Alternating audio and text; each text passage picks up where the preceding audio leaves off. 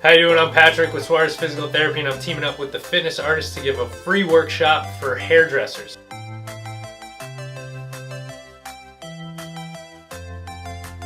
If you're a hairdresser and you're used to this posture and you're experiencing pain in the neck, the upper back, or the shoulders, this workshop's for you. What we're going to do is we're going to teach you some techniques to help improve that stance, to get out of that neck and upper back pain.